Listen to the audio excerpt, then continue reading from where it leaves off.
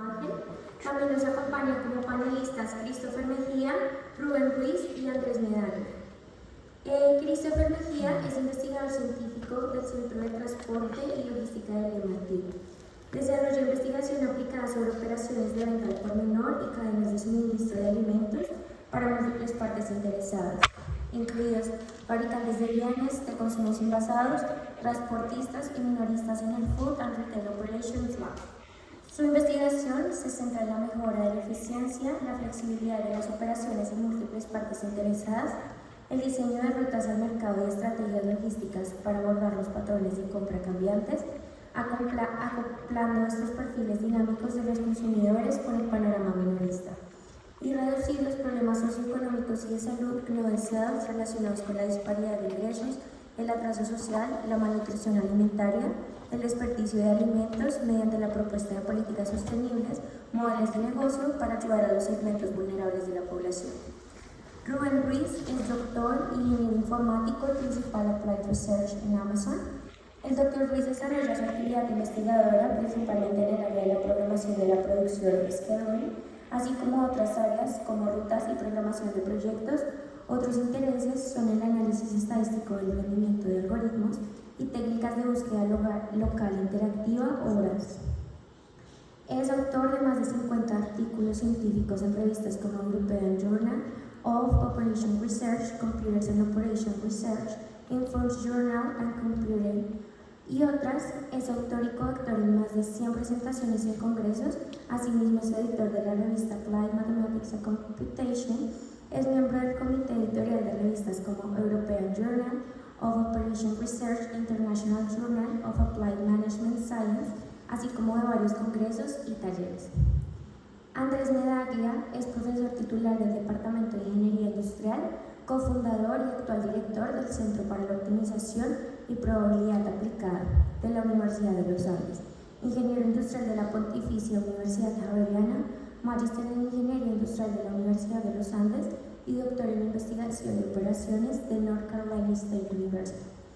De 1990 a 2002 tuvo vínculos con SAS, primero como especialista en optimización en el Departamento de Investigación de Operaciones y luego en su postdoctorado en el Departamento de Ingeniería Industrial de North Carolina State University, financiado por SAS. Su investigación se concentra en el desarrollo y la aplicación de técnicas de optimización con especial interés en los áreas de logística y transporte, agrosistemas, ciudades saludables y sostenibles, selección y programación de proyectos. Muchas gracias. Muchas gracias, María Paula. Doctor Christopher, doctor Rubén y doctor Andrés, bienvenidos a la Universidad Sergio Arboleda, de nuevo, su casa. Muchas gracias. Para nosotros es más que un placer y muy grato que estén aquí compartiendo su experiencia, su trayectoria y claramente es un privilegio tenerlos en este espacio donde vamos a conversar sobre temas relevantes a lo que nos compete en nuestro congreso, pero también un poco sobre ciertas temáticas de cerrar brechas que tenemos entre nuestros claustros, el sector real, empresarial, como se dice, y cómo de aquí podemos aportar al conocimiento colectivo. Así que bienvenidos. Para nuestro público y nuestros asistentes, la mecánica del conversatorio, vamos a formular unas preguntas, las cuales van a estar direccionadas a nuestros panelistas, pero hacia la parte final del conversatorio, ustedes van a tener la oportunidad de formular preguntas a todo el panel o a alguno de nuestros expertos específicos. Entonces, desde ya, lo que vaya surgiendo en la conversación, los invito a que tomen apuntes y puedan hacer estas preguntas hacia el final.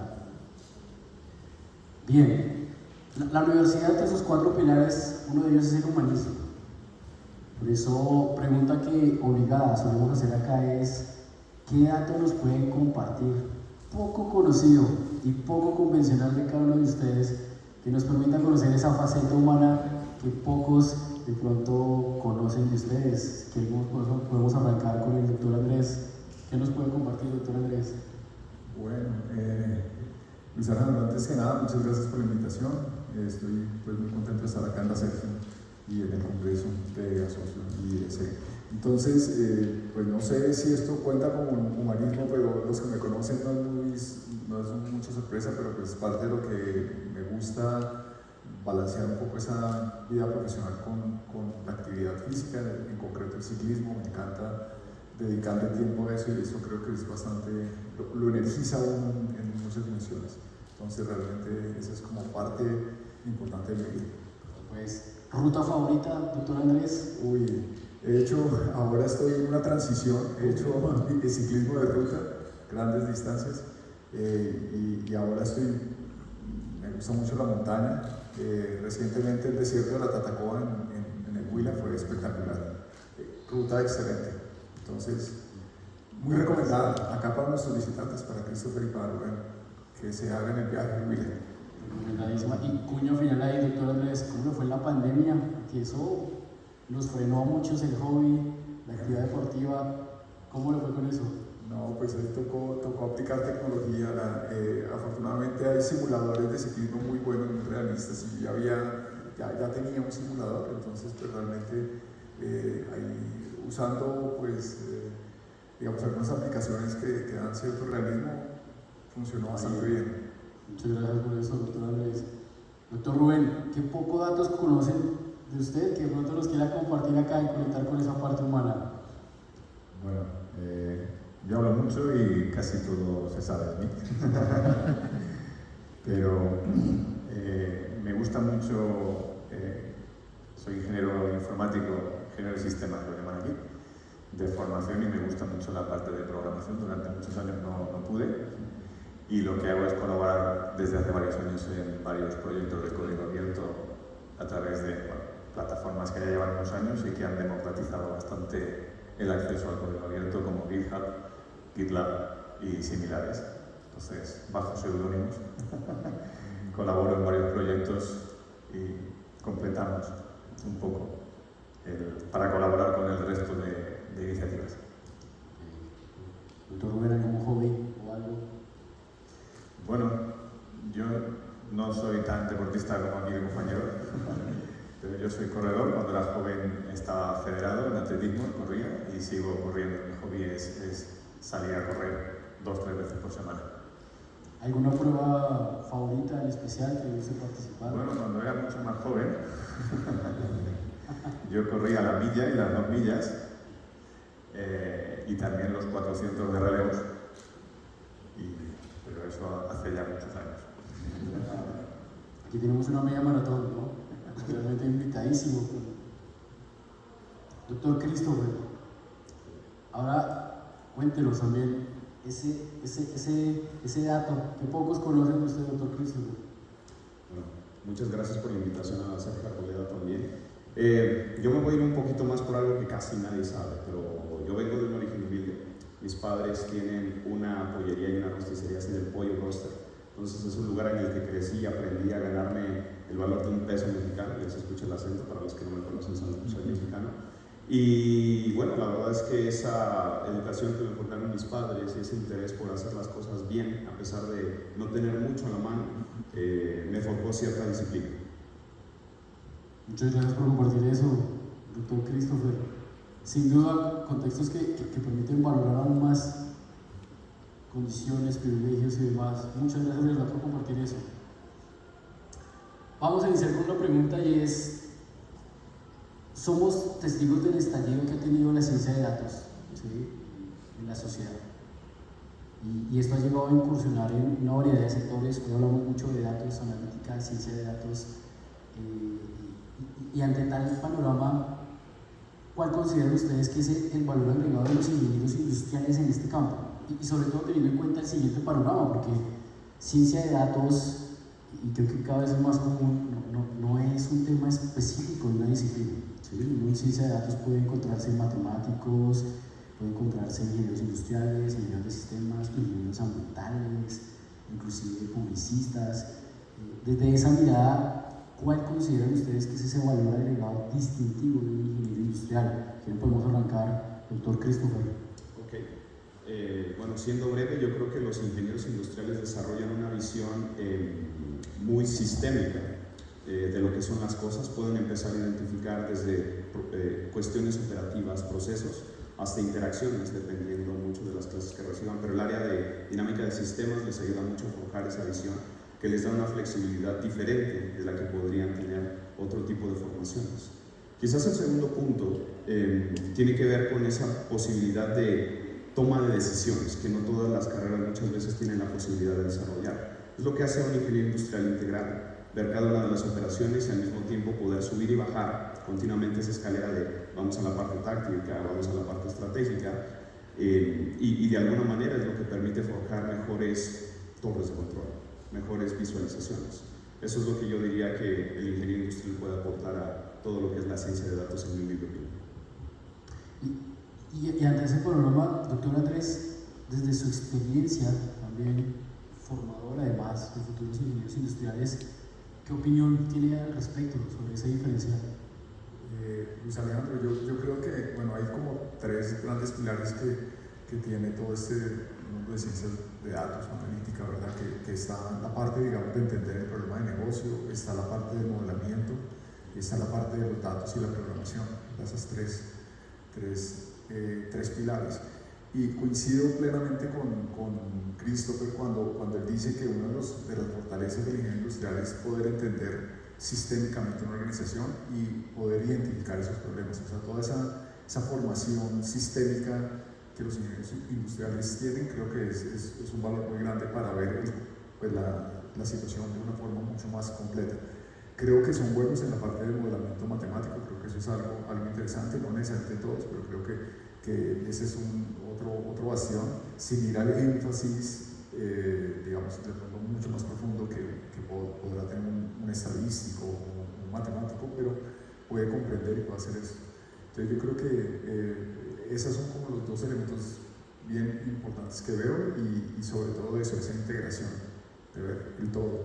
Y la comunicación, ¿no? Creo que la comunicación de nuevo, después de resolver un problema, pues primero identificar el problema, modelarlo, resolverlo y volver a comunicar a la organización esos resultados para que sean tomados en acción. Yo creo que es vital y es parte del ingeniero industrial del ADN. Y ahora, doctor Rubén tiene una posición privilegiada, porque además tiene un pregrado de base en software. En esa interacción en el ejercicio profesional, ¿qué ha logrado observar? ¿Qué opinión le merece frente a esta pregunta? Lo que hace ese ingeniero industrial que agregue valor frente a otras también disciplinas que están enfocadas en el tema. Bueno, es una pregunta amplia y compleja. Los compañeros han ya aportado un punto de vista muy interesante. Yo creo que un ingeniero industrial, como en muchas otras ingenierías, tiene que tener la formación que le permita poder procurar los datos que va a soportar las decisiones que va a tener que tomar dentro de una organización. Ahora se le está dando un cierto énfasis a la ciencia de datos. Conforme pasan los años y uno ya va peinando algunas canas, se va dando cuenta que no deja de ser una de tantas modas. Antes de eso teníamos el Big Data, y antes tuvimos el Lean y el Kaizen. Quiero decir, hay una parte importante de moda a la que nos subimos, pero no es más que un grado de madurez diferente de herramientas que ya disponíamos para extraer datos y que ahora se han democratizado y que requieren otro tipo de técnicas que antes no se tenían. Pero los ingenieros tienen que estar constantemente afilando sus herramientas y sus conocimientos, y ahora lo llamamos Data Science. Antes era hacer una consulta a la base de datos SQL, y antes de eso pues un montón de papeles que alguien tenía que mecanizar. Pero el fin es el mismo, tener la capacidad de saber qué datos hay que extraer, cómo limpiar esos datos, cómo meterlos en modelos, cómo ejecutar esos modelos y cómo tomar y sancionar decisiones a partir de las soluciones de esos modelos. Y yo creo que ahí el ingeniero industrial no debe fallar. Fíjense los atributos que van saliendo y centrarlos, pensar sistémicamente y toma de decisiones, ¿no? En algún momento le escuchaba a un profesor y lo decía de forma jocosa, pero él comentaba, hoy se habla de científico de datos, pero puntualmente los ingenieros industriales siempre han sido científicos de datos. Sus recomendaciones, sus decisiones nunca han partido de supuestos que no estén fundamentados en datos, en análisis estadísticos y demás. Y aunque causaba gracia el comentario, uno reflexionaba y decía, evidentemente sí, ¿no? O sea, es parte del ADN del ingeniero industrial poder materializar un conjunto de datos hacia una toma de decisiones. Ahora, hablemos un poco sobre esos procesos formativos, esos retos que tenemos al interior de las organizaciones y un poco de contexto, sobre todo ustedes que nos están visitando, nosotros anfitriones, pero la ciencia de datos atribuye un claro protagonismo a las universidades, que podemos aportar, podemos contribuir a la solución de problemas. Por poner un ejemplo, lo comentábamos ahorita antes del panel, Bogotá llevaba más de fácil, creo que 50, 60 años, tal vez la primera investigación que decía que necesitábamos un metro, hoy todavía no tenemos un metro. Está en construcción, vieron, si se fijan la 72 está sellada, porque se está haciendo ahí ya esa primera línea de metro. Y comentábamos antes del panel cómo hemos sido, inclusive, si cabe la palabra, víctimas de decisiones que deberían ser técnicas, pues por matices políticos, incluso intereses. Y aquí la pregunta puntual es, desde la expertise, la experiencia, la trayectoria que ustedes tienen, ¿cómo podríamos nosotros desde las universidades conquistar más espacios que permitan aportar a ese diseño de políticas públicas, sobre todo en materias tan complejas como lo es el transporte público, ¿sí? Un tema de mucha coyuntura para esta ciudad y para nosotros particularmente. Ante eso, doctor Rubén, ¿usted qué diría? ¿Cómo podemos conquistar más esos espacios? Porque uno pudiera decir, la técnica está, los especialistas están, pero no logramos penetrar hasta ese punto donde los criterios que se tengan en cuenta realmente sean técnicos para mejorar esos problemas de calidad de vida y movilidad que tenemos. Bueno, es una pregunta terriblemente compleja. Me voy a permitir la licencia, viniendo de fuera, de poder decir algo que quizás sea ciertamente políticamente incorrecto.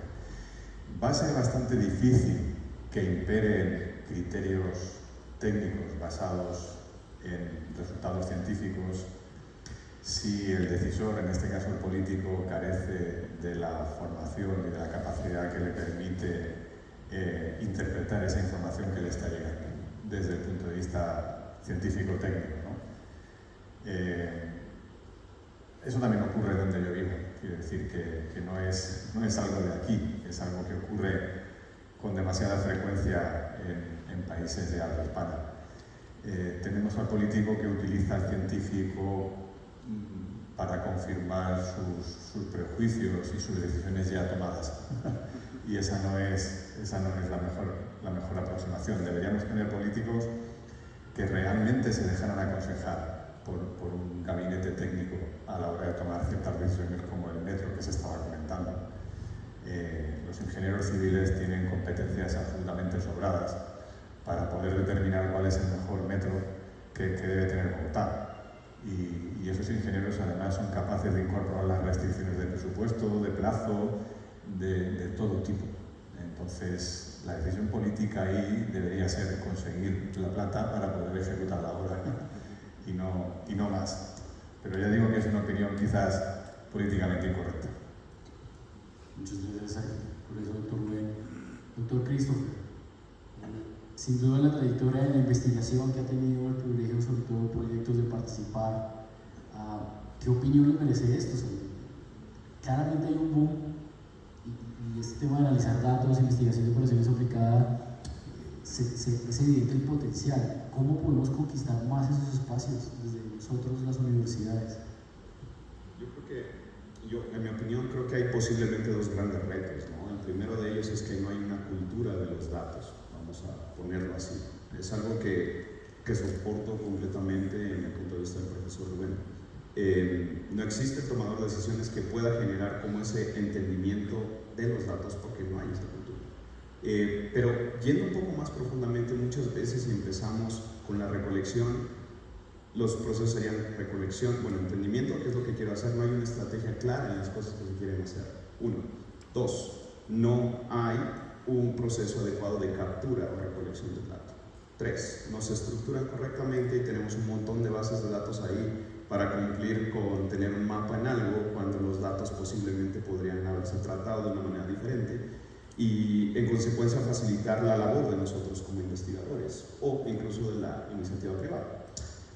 Esto está dentro de un esquema que es falta de sincronización o coordinación entre todos los actores involucrados. Es por eso lo que se llama triple hélice, que es cuando el gobierno, la iniciativa privada y la academia colaboran correctamente en generar estrategias que sean a nivel país, a nivel ciudad, medio que funcionan bien. Ya Ben nos dijo que siguen pasando algunas cosas, ¿no? También en países desarrollados y en Estados Unidos no es la excepción. Habiendo dicho esto, creo que la gran área de oportunidad es intentar cerrar la brecha de catequizar un poco esa analítica de datos en aquellos que no tienen ni idea de cómo hacerlo. Pero eso tiene que hacerse paso a paso. No es algo que vaya a suceder de la noche a la mañana. Hay que mostrar el valor en los datos. Hay que mostrar que las decisiones que se han tomado no han sido correctas, pero en vez de llegar y corregir y poner el dedo en la llaga directamente, hay que mostrar que nosotros estamos aquí para articular de pronto estos esfuerzos y orquestarlos, servir como un punto que les permita a ellos sentir la confianza de que esto llamado en inglés Data Driven Decision Making les va a ayudar, nos va a ayudar y que todo va a ser de alguna manera. Y por donde usted nos cuenta que a veces hablamos mucho de ciencia de datos y poco se tiene una reflexión de si hay datos, ¿no? O sea, si existen los datos para poder hacer ciencia de datos. Sí. Y otra cosa que me parece aquí bien clave es articuladores, ¿no? A veces solemos desde las universidades ir de pronto un poco con cierta pretensión de somos los expertos, lo tenemos claro, ustedes gobierno, ustedes no tienen ni idea, llevar a cabo un rol más de articulación. Si me permites, ahí solamente agregaría que hay que ir humildemente. ¿no? Humildemente, sí, totalmente. Porque si uno llega con el pie levantado, no funciona. Totalmente. Doctor Andrés, desde su perspectiva, e incluso con estudios que existen, por ejemplo, comparando la eficiencia entre Transmilenio, entre el metro, entre diferentes modos de transporte, desde esa trayectoria también que usted ha tenido como investigador y docente, ¿cómo podemos conquistar esos espacios? ¿Qué podemos hacer? Luis Alejandro, pues yo creo que varios puntos los han tocado los panelistas, Rubén y Christopher, pero hay algo que a mí me parece que es central. Rubén lo dijo explícitamente. Digamos que el tema de transporte de alguna forma está también dominado, digamos, por los ingenieros civiles. Hay un área de transporte de los ingenieros civiles y lo ven con una óptica quizás diferente, digamos, a la nuestra, pero complementaria, ¿sí? Y es obviamente en los aspectos, digamos, de técnicos, de cuál es el modo adecuado, y tiene una cantidad, digamos, de su campo de estudio, esa disciplina tiene esas aristas. Pero yo creo que nosotros tenemos como, pues para mí, digamos, la forma de aproximarse es aproximarse también a esas comunidades. O sea, toca hacer el esfuerzo de empezar a hacer ese diálogo, porque yo creo que, y eso siempre nos pasa, digamos, como ingenieros industriales o investigadores de operaciones, que creemos que tenemos la herramienta adecuada. O sea, yo conozco de optimización en redes, tiene que entender que yo soy un experto en optimización en redes y entonces yo tengo la respuesta correcta. Pero esa arrogancia que comentaba Christopher, pues, la verdad, eso no le importa a muchos. Uno tiene que empezar a hacer ese diálogo con estas otras comunidades, otras disciplinas y construir como esa confianza, porque ellos ven los problemas, tienen los mismos problemas, pero de pronto los están viendo desde otra perspectiva. Entonces, yo creo que tener ese diálogo, buscar los foros de los congresos de transporte, de donde están esas comunidades, empezar como a mostrar, digamos, algunos enfoques complementarios, creo que es un primer paso. Y toca trabajar, el transporte como tal es un tema supremamente interdisciplinario, entonces pues nosotros tenemos para aportar, pero necesitamos crear esos vasos comunicantes. Entonces yo creo que toca prepararse para trabajar en equipos interdisciplinarios. Lo otro también que veo es que nosotros tenemos una gran cantidad, digamos, de herramientas para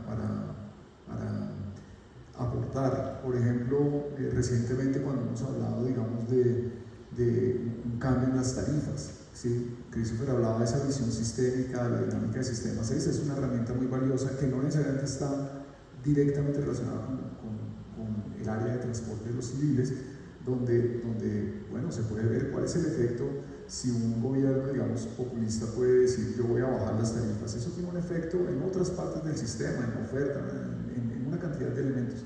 Y ver el todo de eso, el cambio en todo el sistema es muy importante. Eso es una visión muy de ingeniería industrial. Yo creo que eso es algo que se puede aportar para decir uno. Modelamiento de agentes, acá veo a Carla Parra, que es una experta en eso. Entonces, el modelamiento de agentes es otras herramientas, digamos, de modelamiento que nosotros utilizamos comúnmente, que nos permite de pronto hacer ese tipo de cosas, porque ellos tienen simuladores, claramente, ellos tienen simuladores muy poderosos, normalmente que valen millones y millones de dólares, M2, Goal, de los españoles, de nuestros amigos españoles como Rubén, y son herramientas supremamente poderosas, o las alemanas, en fin, pero no necesariamente, digamos, explorar diferentes escenarios que un administrador, por ejemplo, de Transmilenio o de algún sistema de transporte quiera explorar, un cambio de una ruta. Hay cosas que se pueden hacer con los simuladores, pero cuesta mucho preparar los datos y la información para esos simuladores.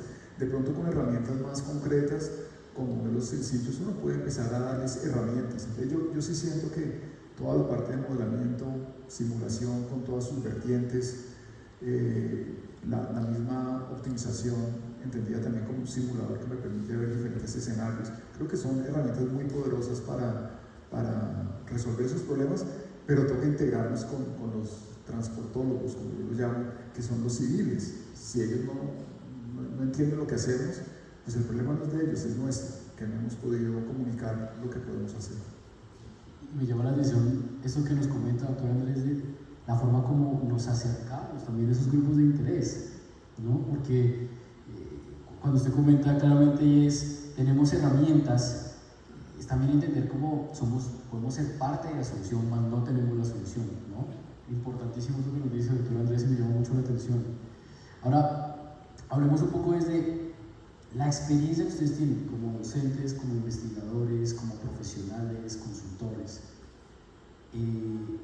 Si ustedes nos pudieran dar aquí al auditorio esos 3 desafíos que sí o sí debemos tener muy en cuenta para poder integrar mejor inteligencia artificial, ciencia de datos, analítica, a la optimización de los procesos organizacionales. ¿Cuáles serían esos 3 desafíos que ustedes dicen? Sí o sí no hay que perder de vista estos 3 aspectos para poder llevar a cabo esta integración.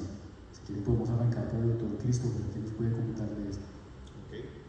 Yo creo que tal vez es muy operativo, suele ser muy operativo, pero aprender lenguajes de programación es una habilidad que es difícil de masterizar, digamos. Es fácil de adquirir cuando uno genera cierto tipo de autodisciplina, pero es importante empezar a hacerlo ya.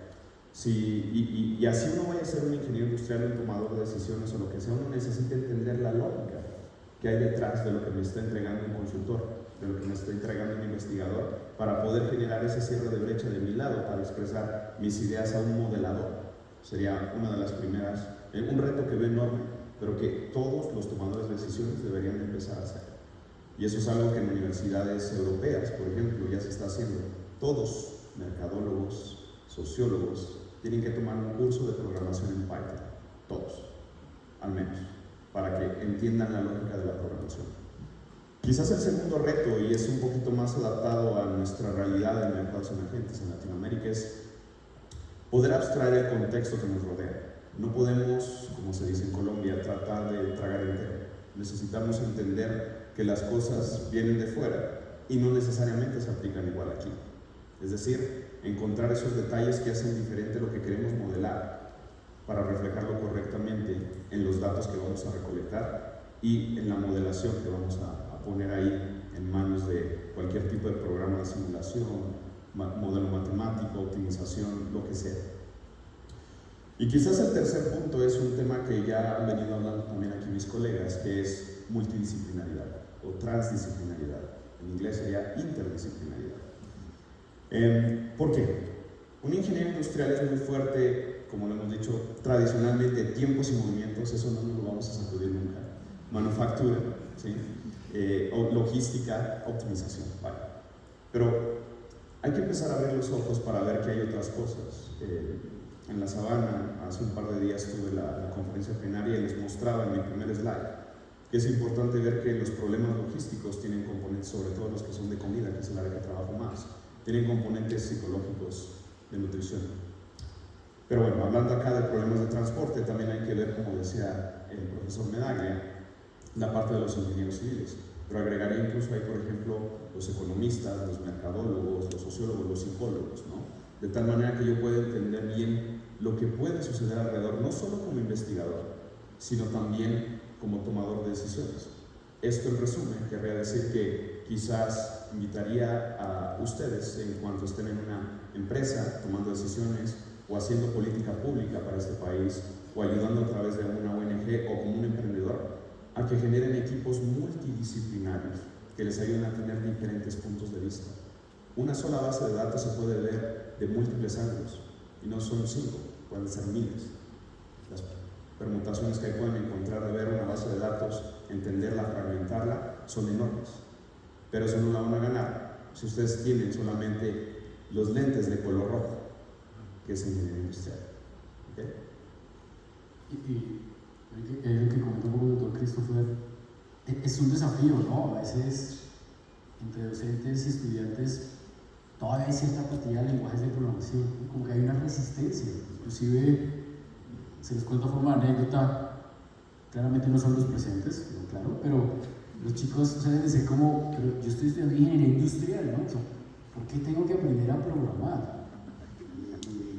Y es un contexto que se viene repitiendo a nivel organizacional, y ahora desde la trayectoria de cada uno de ustedes vuelve a salir ahí a reducir.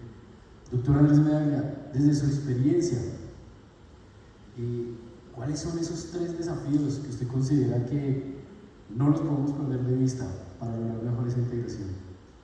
Bueno, yo creo, Luis Alejandro, coincido con Christopher, me encantó que Christopher ha respondido algunas preguntas primero que yo cuando digo, pucha, eso es exactamente lo que yo quiero decir. y me alegra esa conciencia. Yo creo que la programación es central. O sea, yo creo que cada vez, creo que ese es un aspecto fundamental, eso es lo que integra, digamos, o hace realidad lo que uno quiere hacer, digamos, con esos modelos. O sea, los modelos y la teoría es muy interesante, pero lo que hace que eso se vuelva realidad es realmente la programación.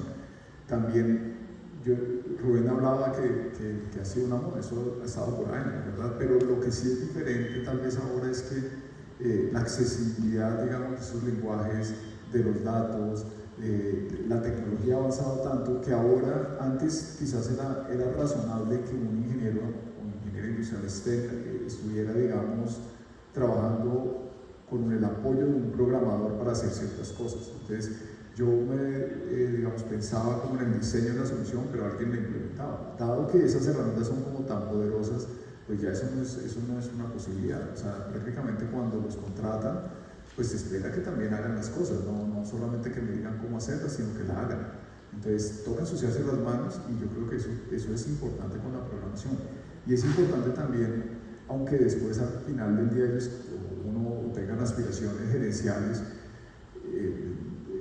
es importante hacer las cosas desde el principio y saberlas hacer para después poderlas gerenciar. Yo pienso que nos hablaba la anécdota de Christopher, de la familia, la humanista. Yo creo que eso es súper clave, es muy fundamental. Entonces, programación, creo que aumentar todas las competencias que tengan a la mano para mejorar la programación, creo que es fundamental.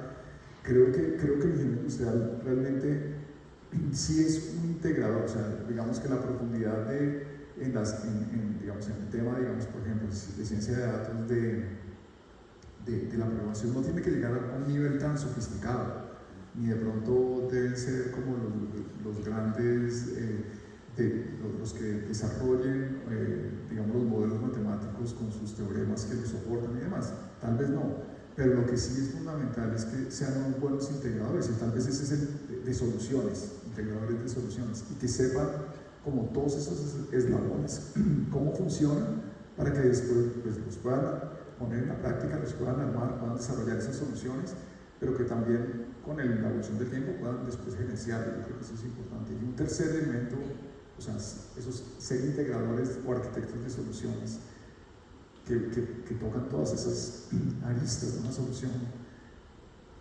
analítica hoy por hoy. Y el tercero, yo creo que es esa comunicación, todas las competencias que podamos tener de poder comunicarnos, como hablaba Christopher, en equipos interdisciplinarios, hablaba también algo antes de algo que es vital, o sea, la comunicación. Es importante cuando tenga unos resultados de un modelo, modelo el que quiera, el artefacto, un modelo como lo quieran ver, pero al final eso genera unos resultados que yo debo transformarlos visualmente para que se tomen las acciones en una organización.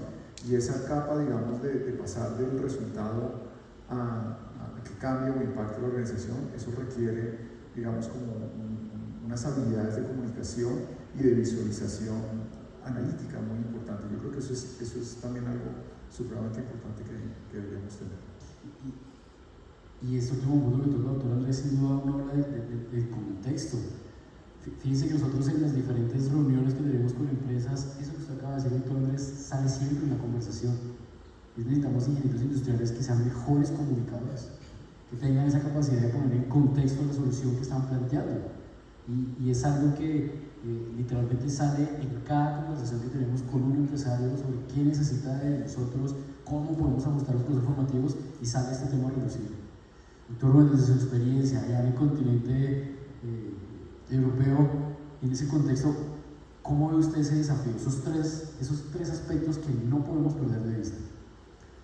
Bueno, yo coincido con mis compañeros en los aspectos que ellos han enfatizado.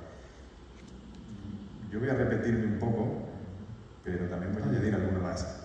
A mí me parece que el principal desafío de todo ingeniero cuando llega a una organización, desde mi punto de vista, en la universidad más tradicional, tendemos a enseñar muchas técnicas y ponemos el foco en los medios y no en el fin.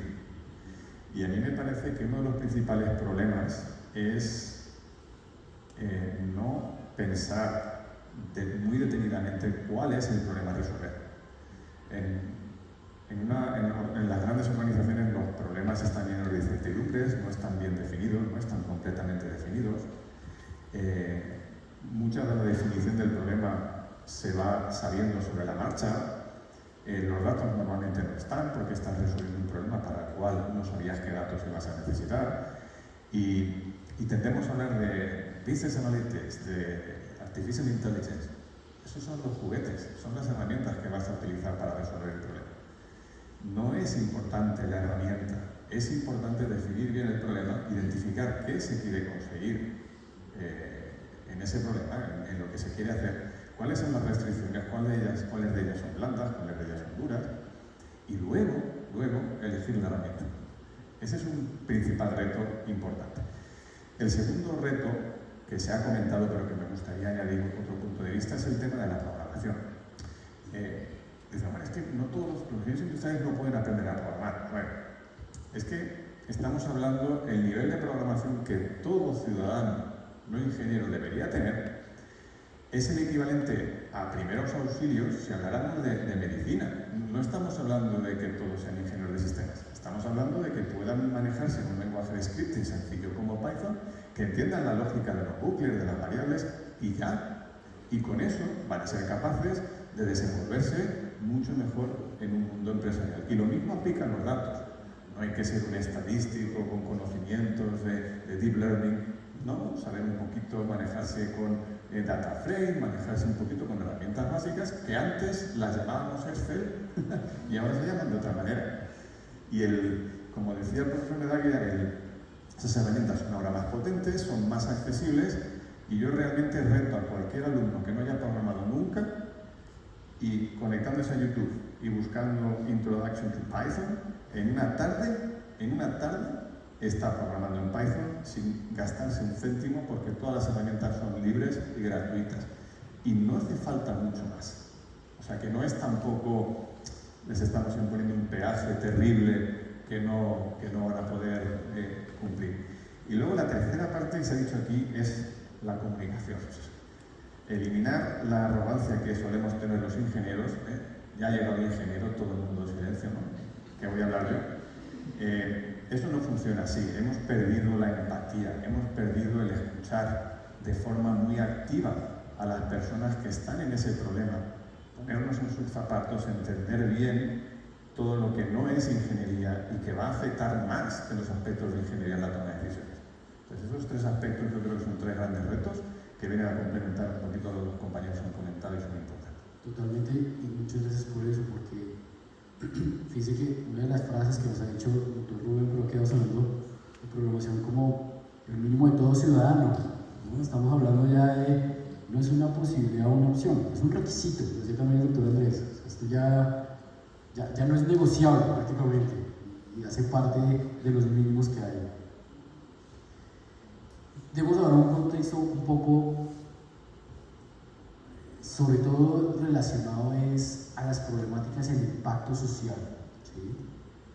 Y aquí un poco la idea en esta pregunta es conversar con ustedes sobre, desde la trayectoria que cada uno de ustedes ha tenido como investigador, como docente, como profesional y consultor, cómo la investigación operativa puede tener un impacto social, ¿sí? Cómo esta puede tener un impacto social y puede hacer frente a las problemáticas mundiales actuales, porque a veces, bueno, no a veces, puede suceder que nos quedamos con el discurso en las aulas, con el discurso en los artículos, con el discurso en las publicaciones, pero realmente cómo llevamos a que esto solucione y genere impactos sociales positivos a esas problemáticas mundiales.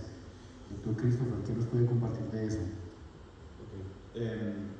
En realidad yo quiero compartirles cómo es que lo hacemos desde el MIT. Generalmente, en particular en la red de Scale Latinoamérica, de la que tengo el privilegio de dirigir con múltiples colegas, lo que tratamos de hacer de entrada es siempre cuestionarnos el quién va a ser beneficiario de todo esto, ¿no? Puede ser la sociedad, puede ser una empresa, puede ser el gobierno, puede ser una ONG. Es muy importante entender el tema de quién recibe esto y entender cómo lo va a recibir.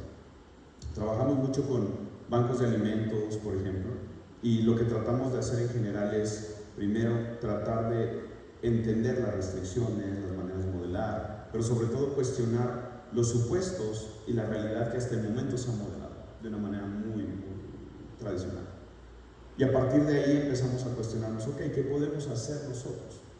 En la actualidad lo hacemos a través de líneas de investigación que son mucho más aplicadas, de investigación de operaciones o incluso de gestión administrativa, con el objetivo de poner siempre una línea tal cual como logística humanitaria, logística urbana, sostenibilidad. Y a partir de ahí ya como que cambia un poco la manera en la que empezamos a pensar a partir del problema. Entonces, tal cual lo había dicho precisamente el profesor Rubén, como que ponemos primero el problema, tratamos de darle el propósito y a partir de ahí empezamos a alinear el resto de las herramientas, como también estuvieron mencionando los dos panelistas, para ver qué podemos utilizar. Hoy en día estoy complejizándose un poco más. Ya venía, digamos, con esta matriz, ahora la estoy volviendo a tercera dimensión. Porque lo que sucede es que si tú sigues trabajando de esta manera, hay líneas que se van a canibalizar unas con otras. Y el beneficio, o simplemente no se comunican, ¿sí? Que es lo que decía precisamente el profesor Medaglia. Entonces, lo que buscamos ahora es generar retos horizontales, tales como pobreza alimentaria, pobreza en general, reactivación económica, cambio climático. Y eso básicamente lo que buscamos es poner retos que permitan, así tal cual tú lo mencionaste en tu ponencia, de hecho son retos, pero a nivel internacional o a nivel Latinoamérica, que nos permitan poner cada una de estas líneas, obligarlas a que se comuniquen para resolver un problema específico, ¿sí? Entonces, siendo un poquito más resumido en lo que acabo de decir, es importante generar mecanismos y estructuras que permitan no solo a los investigadores, porque fue el argumento que acabo de hacer, sino también a otros stakeholders, otros actores importantes de esto. Hay que sumar a iniciativa privada, sector público, emprendedores, etcétera, para empezar a generar ese caldo de cultivo que después pueda, digamos, generar un beneficio para todos. Doctor Rubén, en esa misma línea, su experiencia, y además un marco de referencia en Europa, ¿cómo la investigación de operaciones puede tener un impacto social? Una pregunta muy interesante. Yo creo que los profesionales que trabajan en el campo de investigación operativa son perfectamente conscientes del impacto que puede tener sus investigaciones. Lo que pasa es que aquí voy a volver a ser un poco incorrecto. propio sistema del que somos a veces rehenes, que evalúa nuestros rendimientos como investigadores, nos lleva a una dirección de mínimo esfuerzo, de la que tenemos que huir. Para un académico lo más sencillo es buscar el problema que se deja torcer el brazo mejor, el problema académico que te permite estudiarlo sin salir de tu despacho, sin preguntar y hablar con la gente, ¿no? Y yo creo que eso es lo que tenemos que romper. Hay que salir del despacho, hay que acercarse a las administraciones locales, que tienen muchos más problemas de los que son capaces de resolver. Hay que ampliar esos modelos para llegar a la sociedad con los problemas que normalmente afectan a la sociedad. Pues hay que trabajar con técnicas multicriterio, multiobjetivo. Es difícil encontrar un único objetivo. Los problemas son, como decía antes, vagos, difusos, poco definidos. Entonces hay que arrancar con investigaciones de más riesgo, que cuestan mucho más trabajo que hacer el enésimo paper sobre el Flowshop o sobre el ERP, ¿no? Pero es lo que tenemos que hacer. Yo creo que es la ética que debería imperar entre los investigadores, porque la realidad, cuando uno decide ser investigador, lo que pasa es que con los años se nos olvida, ¿no? Pero uno se hace investigador para mejorar la sociedad y recibe un salario normalmente público que viene de los impuestos, entonces la sociedad pues espera que eso revierta, ¿no? Entonces yo creo que es lo que habría que darle un poco la vuelta y no ser tan cómodos como académicos. Importante, me llama mucho la atención eso que usted habla de la ética del investigador, porque es fácil perdernos como en la rutina, ¿no? En el quehacer, en el oficio, y perdemos de vista el propósito. Antes de ir con el doctor Andrés, para que vayan preparando sus preguntas, que vamos a abrir la primera pregunta del público para nuestros panelistas. Doctor Andrés, desde su experiencia, ¿cómo acercamos más a esa investigación de operaciones para el impacto social? Luis Alejandro, yo creo que Christopher y Rubén han dicho puntos que yo voy a retomar porque comparto con ellos sus visiones. Digamos, algo que vemos cuando vemos nuestros primeros cursos de investigación de operaciones, hablamos de la historia, cuando nació, digamos, la revolución lineal, nació en la guerra, ¿verdad? En la Segunda Guerra Mundial. Pero miren que lo que considera la investigación de operaciones como su época dorada fue en los 50, cuando esa tecnología que se desarrolló en la guerra empezó a migrar a resolver problemas reales. El origen de la investigación de operaciones es precisamente problemas reales, concretos de la sociedad. Y la época dorada fue en los 50, cuando se empezaron a hacer los primeros modelos para, no sé, mezclar mejor los crudos, para hacer unas recetas más precisas para los combustibles y demás. Pero eran muchos problemas concretos, retos, y empezaron a traducir toda esa matemática al servicio de eso.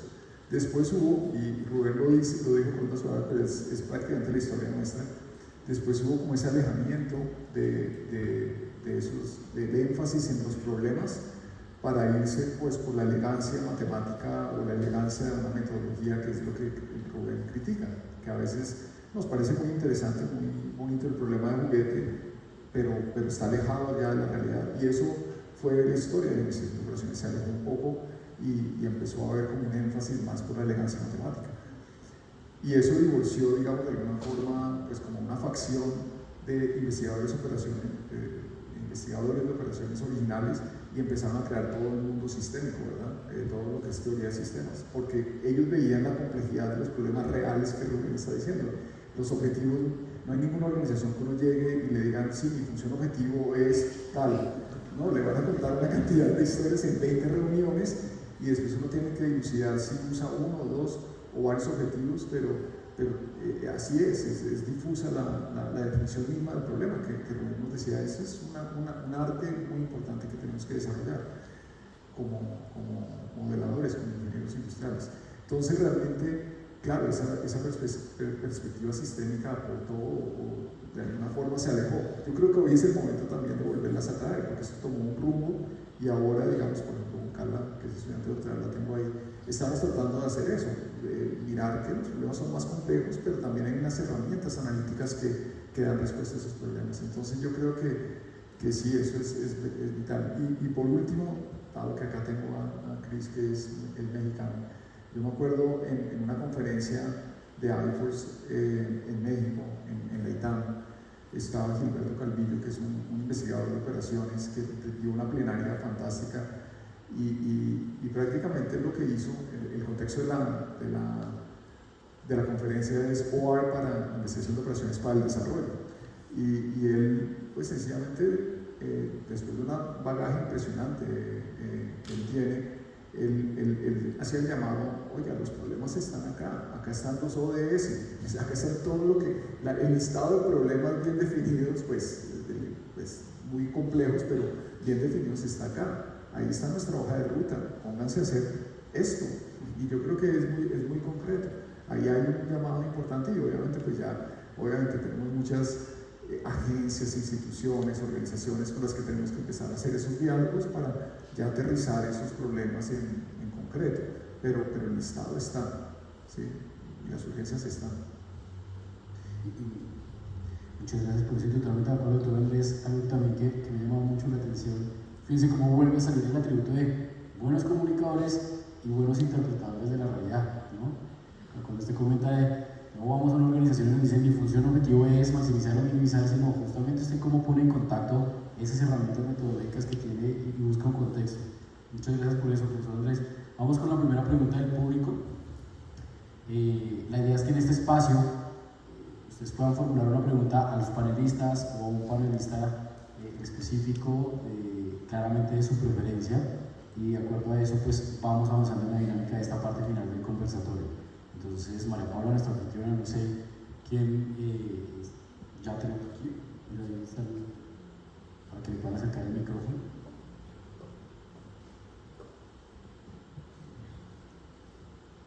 Gracias. ¿Sí? Hola, gracias. Excelente conversatorio, me alegra mucho estar aquí con ustedes y pues escuchando pues estas palabras de ustedes tan brillantes. Estoy muy de acuerdo con los tres vienen de diferentes países y han visto diferentes realidades, que un ingeniero industrial y todos los profesionales deben tener aprender una lógica computacional, ¿sí? Y la pregunta es, de hecho yo soy docente de lógica de programación en la universidad donde trabajo, y yo digo, estoy usando mucho el curso de cumplidor de Uniandes que hizo el profesor Villalobos, que fue un gran hito acá en Colombia, y bajo el que yo aprendí programación en Java. Esa metodología de aprendizaje basada en casos, por ejemplo, me ha parecido exitosa y motiva mucho a los estudiantes. Ahorita la moda es Python, ¿no? Entonces, la pregunta es, el profesor decía, bueno, un estudiante puede buscar en YouTube introducción al Python en una tarde, divertirse y bueno, ya empezaría a avanzar. Pero la pregunta es, ¿cómo hacemos para que el estudiante ponga en el buscador introducción al Python? En vez de los vídeos de gato. Pues es una buena pregunta. Obviamente no es lo mismo enseñar programación a un ingeniero de sistemas, no es la misma aproximación. Yo incluso para un ingeniero de sistemas no empezaría con Python, porque no le va a estructurar su capacidad de desarrollo de forma adecuada. Me refería a la ciudadanía en general y a cualquier tipo de estudiante en particular. Pero la pregunta es absolutamente pertinente. ¿Cómo conseguimos que un estudiante pues, busque en YouTube algo que es absolutamente de boomers, ¿no? Y se ponga a hacer algo útil con YouTube? Pues me encantaría tener la respuesta. Yo creo que el verbo es percutir, es insistir, insistir, insistir. A día de hoy yo ahora estoy en Amazon AWS y, como decía el compañero, los dos compañeros, la gente de Human Resources hace sus scripts en Python y sabe atacar las bases de datos y se espera que lo hagan, porque es mucho más ágil. Si necesitan hacer una consulta específica para sacar no sé qué información, no tienen tiempo ni es suficientemente ágil el pedírselo a un ingeniero o un analista de datos. Tienen que tener la capacidad para lo inmediato saberlo hacer ellos. Y se espera de todos en la organización que lo sepan hacer. Evidentemente, cuando vas a hacer algo más complicado, pues está el especialista, ¿no? Entonces, desde ese punto de vista, haciéndole ver a nuestros estudiantes, es que esto está ahí, como comentábamos, ya no es una ventaja competitiva, es un requisito indispensable que lo tengas. Entonces, si quieres beber de gatitos, pues tú mismo, pero no vas a llegar muy lejos. Percutir, insistir. De los otros panelistas, ¿alguien quiere agregar algo de pronto? Y yo me agregaría algo a esa pregunta y es, ¿qué estrategias les han funcionado? Doctor Andrés. Me llamó la atención que cuando formular la pregunta yo creo que usted tiene en cierta medida la respuesta. Yo creo que lo que agregaría es que de pronto a través de esos casos usted los puede motivar, ¿verdad? Porque usted hablaba que de interesada de Cupidos que tenía, digamos, como muy orientado a un reto. Yo siento ahora, especialmente post pandemia, que tocó cambiar muchas técnicas, que a los estudiantes les llama la atención cuando tienen que hacer algo, ¿sí? Y de pronto si uno les pone un reto como algo que Rubén está hablando para un ciudadano común y darle como algunos rudimentos como una hoja de ruta como para que vea un poco la respuesta, pero con un reto muy real, de pronto eso los va a motivar a hacer algo. Yo pienso que eso me ha funcionado en algunos contextos. Sin embargo, con eso dicho, creo que es como un arma de doble filo, porque el estudiante a veces no extrapola el casito y yo creo que ahí estamos perdiendo, que le voy a devolver la respuesta con un reto adicional, que a veces, y yo siento que hay un gran nivel de superficialidad en lo que se tiene que hacer, y a veces de pronto como la comunicación ahora es tipo Twitter, así, yo cuando joven estaba hablando, dije, bueno, de pronto es lanzar, enseñar vía Twitter con fragmentos de 80 caracteres, pero eso no es viable, llega hasta un punto, ¿verdad? Motivarlos para que se enganchen, pero después, y es donde yo no lo veo tan claro cómo hacerlo, es que tienen que profundizar, si quieren hacer optimización, tienen que meterse en álgebra lineal, tienen que en lógica, pues lógica, no, lógica de programación implica lógica matemática también, entonces realmente creo que ahí nos falta también hacer un énfasis, no sé cómo hacerlo, cómo motivarlos en esas partes que les va a dar como lo sólido para seguir construyendo, pero los casos creo que... Y de qué reto en el que estamos, ¿no? Yo creo que la pandemia nos hizo reinventar metodologías didácticas, estrategias, incluso aquí hablábamos, nos robó salarios intangibles a los docentes, que era ese contacto con el docente, esa alimentación, ese feedback de cara de sorpresa, cara de aburrido, cara de perdido, y nos ha puesto en otros retos. Doctor Christopher, ¿qué nos...? De una manera muy rápida, coincido completamente con ambos panelistas, mis colegas. Solamente agregaría que algo que funciona muy bien, que hacemos nosotros, es empiezas dando la intuición. La intuición es vital, que la gente pueda relacionar lo que va a hacer para que después salga solo. Es decir, primero motivas lo que van a hacer. Es difícil, pero se tiene que motivar, esto te va a ayudar a hacer esto, aquello. Es un poco traer un caso, pero sin profundizar demasiado. Yo lo plantearía más primero empezar con la parte de la intuición, mire, esto es lo que vas a estar haciendo. Posteriormente empezamos con casos de papelito, fáciles de entender. Yo voy a ser políticamente incorrecto, diciendo que les tienes que imponer, ¿sí? Les tienes que imponer para que la sufran, y les pones cosas que sí, que les van a ayudar a complementar funciones de Excel que no van a poder encontrar en Excel mismo. Por ejemplo, existe concatenar, pero no existe separar, por ejemplo. Ayúdales algo que les quede como para la vida, algo que digan, ok, al menos ya sé hacer esto, pero díselos, ¿no? Segundo nivel, ya empiezas con cosas más avanzadas, casos. Y tercero, ya no hablas de casos, los pones en equipos y generas retos, ¿sí? Pero retos de problemas que son simplificados, pero que resuelven una problemática un poco más real. Les pones ahí unos datos que vengan de un banco de alimentos, que vengan de los agricultores, que vengan de los tenderos, yo qué sé, algo que viven en el día a día y que digan, wow, esto me sirvió. Claro, esto va a depender dependiendo la profesión que estás formando. Vamos con La segunda pregunta del público, ¿quieren formular a nuestros panelistas? Y ahí. Buenas tardes, ¿me escuchan? Sí, adelante. Mi pregunta va un poco más orientada, que ustedes están hablando mucho acerca de lo que es ciencia de datos. Pues digamos que nosotros como estudiantes, ingenieros industriales también, nos hemos enfocado bastante en entender qué es o cómo se consigue una solución a partir de esta, pero ciertamente desde hace poco tiempo uno como estudiante también llega a entender el grado de responsabilidad integral que tiene un ingeniero, más que todo un científico de datos. En algún momento también llegamos a manejar una base de datos que era relacionada con el tema de la salud, y todo el mundo, bueno, pues sabemos que estos modelos y hasta operativa tienen como un cierto sesgo, ya sean modelos estocásticos o digamos en la parte de la salud, y lo decía un profesor, aquí en Colombia se está tratando de implementar más que todo en las EPS pues estos tipos de soluciones, pero pues como sabemos que tienen sesgo, mi pregunta puntual es, desde su experiencia académica, profesional y personal, ¿cómo gestionar ese problema del sesgo de una base no una base de datos, sino un algoritmo como tal, por ejemplo, de clasificación, saber si una persona tiene cáncer o no tiene cáncer, si tiene diabetes o no tiene diabetes? El peor error que puede haber, por ejemplo, es decir a una persona que no tiene diabetes cuando sí tiene diabetes, por ejemplo. ¿Sí? ¿Cómo se les ocurre desde su experiencia poder gestionar ese error? Poder gestionar ese problema. Esa es mi pregunta puntual. Eso está muy difícil, ya se la pasó a Rubén.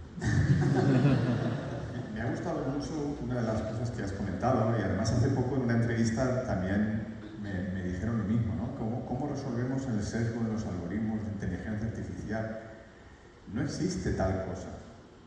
El sesgo lo tiene el modelizador, el que ha hecho el algoritmo. El algoritmo se limita a hacer un cálculo, y si ese cálculo tiene un sesgo, es que ha habido un sesgo en el modelado. Entonces, la pregunta es muy pertinente, pero es capciosa porque no existe ese sesgo. Ahora bien, dentro de la pregunta que formulaba, hay otro aspecto fundamental, y es cuando tenemos una incertidumbre en una medida, que es al fin y al cabo lo que hacen todos los algoritmos, incluyendo los de inteligencia artificial, en este caso algoritmos de clasificación. ¿Cómo comunicamos esa incertidumbre en el caso concreto de un algoritmo de clasificación binario cáncer-no cáncer a partir de tomografías o de cualquier dato de entrada? Pues ahí volvemos a lo que se comentaba al principio de la comunicación, que la tiene que tener, esa soft skill la tiene que tener el propio médico que está dando el resultado, el ingeniero de datos que está dando el resultado, junto con una capacidad interpretativa de los resultados. El algoritmo no es perfecto, el algoritmo va a tener pues, un porcentaje de error, un margen de confianza, y hay que transmitir esa información, que muchas veces no se transmite esa información. A veces cometemos un error de ser demasiado paternalistas. No voy a dar esta información porque no la van a entender. Bueno, la gente es adulta, tú das la información y ya, si no la entienden, te preguntará. Entonces, mira, usted, el algoritmo, no solo el algoritmo más la interpretación humana, pues hay un 80% de probabilidad de que usted tenga un cáncer y un 20% de que no. Oiga, pero me lo tiene que decir sí o no. Pues lo siento, pero es que el grado de técnica no llega. Entonces hay que ser más transparente, más claro con la comunicación. Y desde luego no contribuir, porque no ayuda a decir que las técnicas tienen sesgo. La inteligencia artificial es una herramienta, es como un martillo. Entonces, si no clavas bien el clavo, el problema no es del martillo, es que le estás dando mal.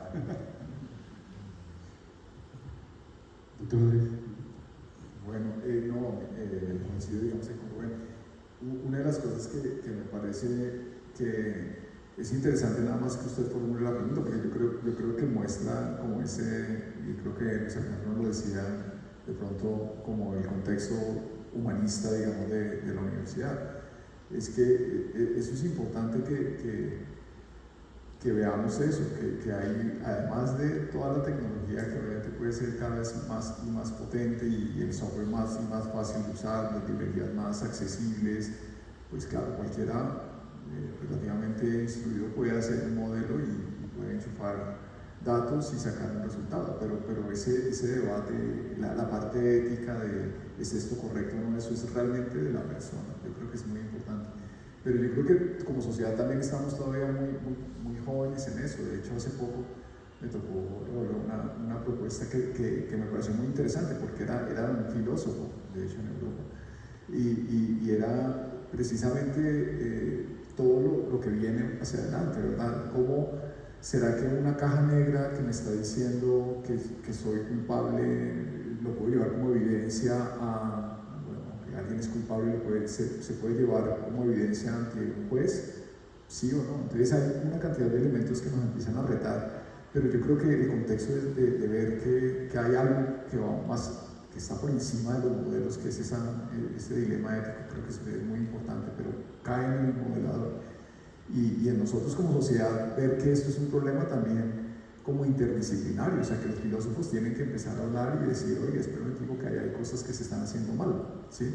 Yo creo que eso es importante, o que se levante, digamos, la conciencia, digamos, de la sociedad como colectivo, digamos, que hay esas cuestiones. Y otras cosas que sí ha forzado es empezar a los investigadores a mirar más la interpretabilidad de esas cajas negras, porque es que es muy difícil yo creo que uno puede entender cómo funciona una red neuronal, ¿sí? Y puede entrar a la matemática y no lo entiende, ¿sí? Eventualmente, pero de todos modos es una caja negra. Entonces como que uno confiarle ciegamente a una caja negra lo que está pasando es difícil de digerir, y mucho más para alguien que no va a entender qué es esa caja negra, qué es lo que tiene ahí. Entonces es más críptico. Yo creo que ahí toca hacer, todavía hay mucho trabajo por hacer para ganar más interpretabilidad y poder explicar mejor esos resultados que decía Rubén en varias capas. Quizás algo muy rápido, no soy experto en el área, pero en imagenología, y por supuesto dependerá muchísimo el tipo de enfermedad que quieres detectar. Algo que se está haciendo mucho en el MIT es poner, digamos, a contraste muchos de estos diferentes imágenes, radiografías, etcétera, y se empieza a desarrollar algún algoritmo de refuerzo, de tal manera que siga aprendiendo él solo, y en algún momento, digamos, el algoritmo mismo te va a reflejar precisamente las probabilidades que hablaba el profesor Rubén, ¿no? En ese sentido, o sea, mi recomendación sería tratar, porque a lo mejor a lo que tú te refieres en tu pregunta es el sesgo, tal vez es el sesgo humano de alguien que dijo que esta persona padece algo. Al menos, no sé, quiero como cubrir esa parte que no han cubierto acá mis colegas. Si te refieres a eso, de pronto yo lo que haría es me voy a la fuente de los datos, que en realidad son estas imágenes, y tratar de realmente entender a través desde otra perspectiva cómo podrías identificar esa enfermedad o no. Pero al final de cuentas puedes utilizar muchas técnicas ahí. Vamos llegando a nuestro final, pero siguiente pregunta que tenemos del público. Buenos días. Ahí se escucha. Muy bien, Mi nombre es Diego Mejía, también Mejía, de este lado del continente. Soy ingeniero electricista y llevo un buen tiempo haciendo investigación. Soy profesor en la Universidad de Antioquia en todo este tema de investigación de operaciones. Me fascina el área de la estadística, de la optimización, y pues en el sector energético sí que tenemos también, digamos que problemas por atacar y muchos problemas pendientes por resolver y por identificar. Entonces el tema de la interdisciplinaridad que hablaban ahora me parece muy relevante, y yo como ingeniero electricista pues sí que lo he vivido, porque todo lo que estamos hablando acá no hace parte como de la formación que yo recibí en mi pregrado, ¿cierto? Digamos que en algunos cursos que ofrezco en la universidad me interesan mucho, me fascina mucho como la parte de modelación. Entonces, y en el tema de energía hay mercados, hay contratos, hay muchas problemáticas interesantes. Entonces a veces me he encontrado con una dificultad, y ahí es donde quería hacerles como la pregunta a ustedes, como digamos con los chicos y las chicas que empiezan a estudiar cálculo, matemáticas en sus primeros semestres de ingeniería, son muy buenos operando, calculando derivadas, calculando integrales, problemas de cálculo, lo hacen muy bien, pero a la hora de modelar, pues tú no sabes, como lo decía el profesor Medaglia, de que tú no sabes, si uno le dice una función de objetivos x1 más x2, pues lo resuelve. Pero muchas veces el problema, y la gran mayoría de veces, consiste en que el problema consiste en identifiquemos cómo plantear una función objetivo, identificar esa derivada que hay que hacer, por decirlo de alguna manera. Entonces, y ahí es donde como que hay un reto muy grande, porque yo a veces digo, bueno, el problema era plantear esta ecuación, ¿cierto? Pero si ellos les da la ecuación, ellos la resuelven, pero lo que llegar a la ecuación se vuelve con el reto. Entonces quería escuchar como de pronto alguna opinión de ustedes que están en la academia y demás, en el sector pues, productivo, pues, como cómo han afrontado en los Andes este tipo de retos. ¿Quién quiere tomar la palabra? Bueno, es una pregunta, esta misma pregunta y esta misma reflexión la llevo haciendo yo décadas. Yo siempre digo a mis estudiantes y a los compañeros muchas veces y compañeras, ¿no? Porque lo fácil, claro, ¿por qué acabamos enseñando como enseñamos muchas veces? Porque es lo fácil. Voy a enseñar la técnica, los estudiantes aprenden la técnica y luego unos ejercicios sencillos y un examen muy fácilmente evaluable, ¿no? Entonces saben la técnica. Y yo explico una técnica, el compañero otra, y el estudiante tiene un montón de herramientas en el suelo, pero no sabe hacer nada con ellas, ¿no? Sabe cómo usar cada herramienta por separado. Y la realidad es que el día de mañana, cuando trabaje en una empresa, su jefa responsable no le va a poner un enunciado encima de la mesa a las 9, ¿no? Este es el problema que tienes que resolver. Y te voy a evaluar que lo resuelvas bien, ¿no? Sin equivocarte en los cálculos. Tenemos que cambiar totalmente ese tercio. Coincido también con el profesor Medalla en que el uso del caso no es tan adecuado, porque los casos los tenemos que destilar y simplificar tanto que son difícilmente generalizables. Pero yo les pregunto, ¿cuántas veces en sus clases hacen un debate de verdad? Y no un debate que sea solamente un ratito, un debate que dura varias sesiones, donde hay un problema que se pone encima de la mesa, donde los organizamos en equipos y les pedimos que compitan entre ellos a la hora de sacar una solución con lo que actualmente saben, porque primero tienen que ser totalmente conscientes de las limitaciones de lo que saben, y esa es la motivación de la que hablábamos con el compañero después, ¿no? Cuando ven que les están faltando las herramientas para resolver un problema, entonces están mucho más receptivos a la hora de aprender cosas nuevas. Pero claro, es que eso es muy difícil de hacer y muy difícil de evaluar. Entonces, al final todo esto es muy bonito, las innovaciones docentes, pero ponerlas en práctica es terriblemente complejo. Yo lo he intentado alguna vez y he tenido claroscuros, más oscuros que claros, porque es difícil. Además, el estudiantado está muy ya acostumbrado a una dinámica muy concreta en la clase, ¿no? Entonces, cuando vamos a organizarnos, mover las mesas, la mayoría quieren salir huyendo de la clase, ¿no? No quieren ese tipo de dinámica. Entonces, esto es algo que requiere un replanteamiento de base importantísimo, porque el modelado requiere una abstracción mental que no se consigue haciendo derivadas integrales, desgraciadamente. Y es muy triste que eso se tenga que aprender a base de prueba y error post-grado, ¿no? Siento no darle la respuesta. Es que es una pregunta muy difícil.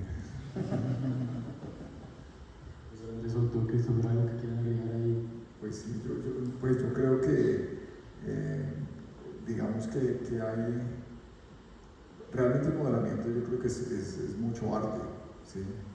Es el arte de modelar, ¿no? Entonces, una de las cosas es como cuando uno trata de escribir, ¿no? La mejor forma de escribir o de intentar escribir bien es toca leer mucho, leer artículos, digamos, de gente que los ha escrito bien, para poder empezar a hacer ese tipo de cosas. Entonces yo creo que el modelamiento requiere mucho de eso. Con eso dicho, de todos modos creo que hay mucho de práctica. Toca retarlos, toca ponerlos a hacer cosas. Eso sí es importante. Pero yo me acuerdo como, de hecho hace poco que tuve la oportunidad de dar una entrevista, me hacían esa pregunta, cómo yo veía, qué me había marcado a mí en el pregrado, digamos, y por qué tomé el rumbo de la investigación de operaciones. Y yo me acordaba de lo que mi profesor en la Javeriana, o sea, no estoy hablando de los Andes, en la Javeriana, yo trato de reproducir en los Andes, había hecho en nuestro grupo, y era, yo me acuerdo que todas las semanas del semestre, 16 semanas, había una tarea que nos la ponían para que le hiciéramos en el fin de semana y la primera clase de la semana nos la recogía. Y era, lean el periódico y hagan un modelo, formulen un problema, detecten, identifiquen un problema y formúlenlo. Era complicadísimo. Y formulen el problema y esa es la tarea. O sea, no lo tenemos que resolver, creo yo. Pero algunos que eran muy inquietos de pronto trataban de decir, oye, ¿será que lo puedo resolver? Pero imagínense lo complejo de identificar el problema, formularlo ya y plantearlo como decir como un problema. Y a mí me pareció muy interesante y era bueno, ya ahora no, con periódico impreso. Teníamos que ir al periódico y ver alguna noticia que me llamaba la atención y decir, mire que acá en Hidroituango está pasando tal y tal cosa. De pronto con la optimización que estoy aprendiendo puedo hacer un modelo que haga también. Claro, obviamente me imagino eran muy ingenuos, pero nos despertaba como esa curiosidad de que teníamos una herramienta interesante, importante en la mano que podíamos aplicar para hacer cosas. Y yo creo que eso fue muy valioso. Y tercer punto, yo creo que hay muchos libros, lo que pasa es que a veces, cada vez como que se nos olvida todo lo que tenemos delegado, pero hay muchos libros que hablan del arte de modelar y hay libros buenísimos, digamos, no sé, Rardin, nosotros lo usamos en los Andes porque pues comparte como esa intuición de que hay unos problemas antes que pueden ser lineales, no lineales, lo que sea, multiobjetivo, pero toca es como modelarlos. Y ya después, bueno, sí tenemos que ir a los diferentes compartimientos para ver las técnicas particulares, pero hay muchos más que están como interesados en compartir esa intuición que decía Christopher, que es tan importante. Christopher, ¿quiere agregar o...? Pues quizás le damos espacio a la siguiente pregunta. Bien. Vamos con la siguiente pregunta del público.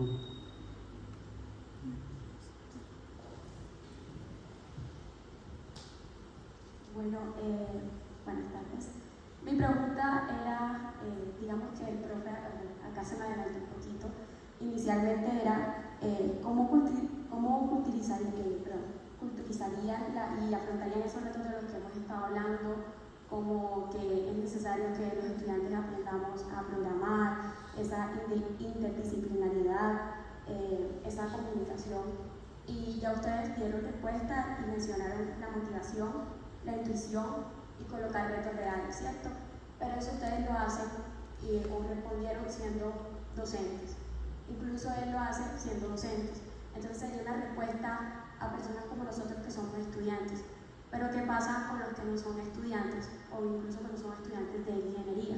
Por ejemplo, ¿cómo harían ustedes para que un estudiante de leyes, para que un estudiante de medicina sienta la necesidad de aprender y sienta la necesidad de saber y entender la importancia de programar y de poder entender estos modelos que al final son los que nos ayudan, como ustedes decían, a entender las soluciones y ayudar a tomar decisiones? Y bueno, coloco un ejemplo. Los abuelitos que en su época no sabían de la parte digital, de los celulares y eso, porque en su época no estaba.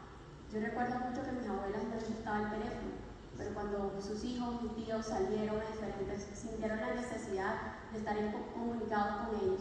Entonces aprendieron a usar el teléfono, aprendieron a hacer videollamadas, a mandar un mensaje, a utilizar el WhatsApp, porque sintieron esa necesidad.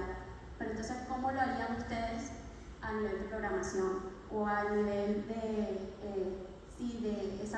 mejorar esa comunicación para contextualizar esas soluciones? Pregunta de parcial, cuando se puede.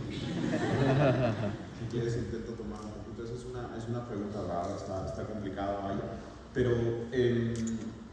lo que procuro hacer yo, y voy a responderte como en versión profe y también como estudiante, es, como profe, lo que trato de hacer es mostrar a mis estudiantes que los problemas de investigación operativa están en todos lados, ¿sí? Y muestro el mismo problema y les pido a todos que participen y den sus puntos de vista sobre restricciones, sobre variables de decisión, sobre parámetros que considerarían. Entonces ahí a la entrada ya se ve la riqueza, porque incluso después lo que hago es con diferentes colores les muestro, a ver, esto fue lo que dijeron los nutriólogos, esto fue lo que dijeron los ingenieros, ¿no? Entonces ya de ahí hay un ejercicio valioso que se ve las diferencias. Ahora, tú como profe, ¿cómo motivas este tipo de cosas? Abriendo espacios así, ¿sí? Cuando era estudiante, ahora voy a la versión de estudiante, yo tuve más o menos el mismo problema del que hablaba Diego, ¿no? O sea, en algún momento dado terminé todos mis cursos de tronco común, de matemáticas, ecuaciones dificilísimas, les decíamos entonces, diferenciales. Entonces, procesos estresásticos, como le llegué a bautizar en algún momento dado. Pero al final de cuentas lo que uno tiene que conectar es como esa necesidad realmente, ¿no? Entonces creamos un club que se llamaba Visión Industrial, donde alumnos de semestres más avanzados nos asesoraban para poder entender el arte de la modelación. Pero resulta que en algún momento dado, estos chicos pues tenían amigos que eran, no sé, mercadólogos, etcétera, y se empezó a volver algo bien interesante porque los mercadólogos, los comunicólogos traían así como problemas, y ahí tenías a los nerds de la parte de ingeniería industrial tratando de modelarlo. Entonces, creo que si un tipo de club de esa manera pudiera funcionar para ustedes sería muy bueno, de tal manera, a ver, trae un problema y nos retamos a tratar de ponerlo. Es algo muy parecido a lo que el profesor Medaglia dijo, pero es a nivel más de crear una comunidad y empezar a tratar de resolver ese problema. Ahora, quisiera ir un paso más allá. Tú dijiste como estudiantes, pero después tú vas a ser una tomadora de decisiones o de política pública. Tú lo que tienes que hacer es, desde este momento en tu formación, tratar de generar equipos que te ayuden a generar mayor riqueza en tus puntos de vista, ¿sí?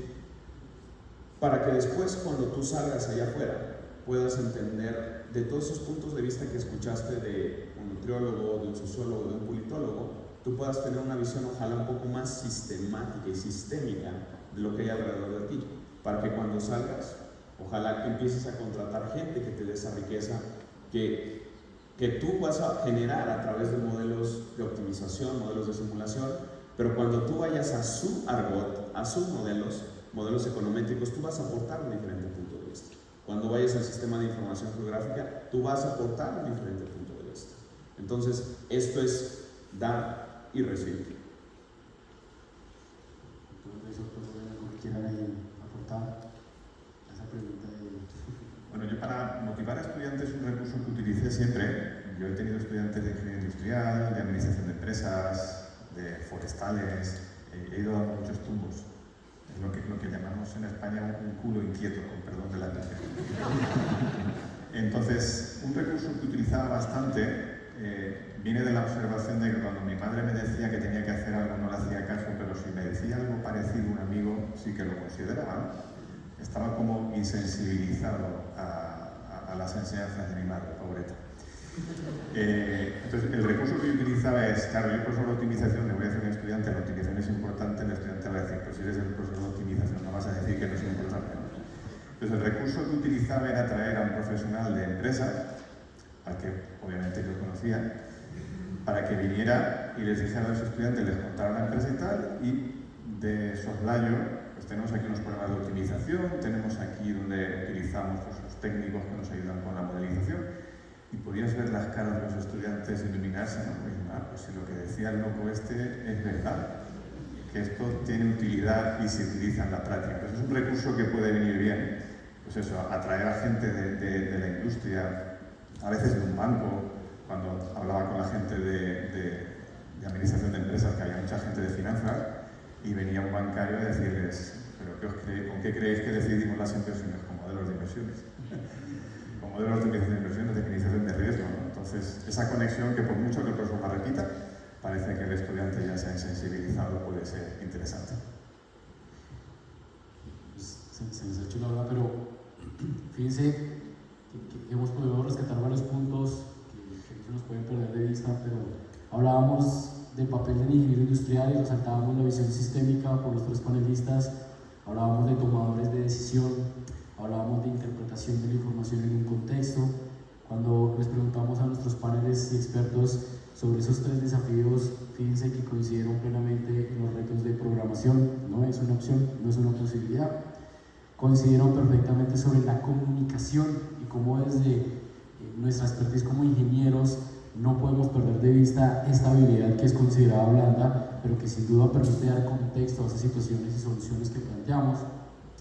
Fíjense que teníamos acá una pendiente, pero la hicieron y nuestros panelistas nos contaban sobre esos retos y cómo podemos motivar mejor los procesos de formación. Hablábamos de intuición, de práctica, de arte, de interés, y cuando hablábamos sobre cómo integrar esos retos de impacto social en la investigación de operaciones, nos quedaba muy claro aquí que hay una ruta definida, hay unos ODS. Pues sin duda creo que nos daría para conversar todo el día, aprovechando aquí la calidad de estos expertos que tenemos en el panel, pero queremos agradecer infinitamente desde la universidad, la organización del Congreso, que hayan participado, que nos hayan regalado este espacio de tiempo y poder conversar con ustedes desde la perspectiva, desde cada una de sus instituciones, países incluso, que nos permite enriquecer y construir ese conocimiento colectivo. Así que, doctor Andrés Medaglia, doctor Rubén Díaz, doctor Christopher Mejía, hasta una próxima oportunidad, y no antes, y por favor, un gran aplauso a este panel de expertos que tenemos aquí.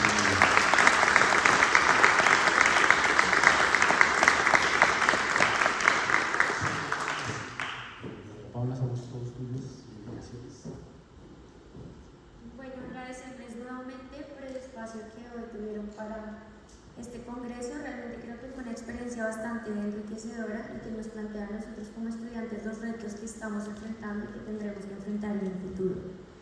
Recordarles que ahorita pasamos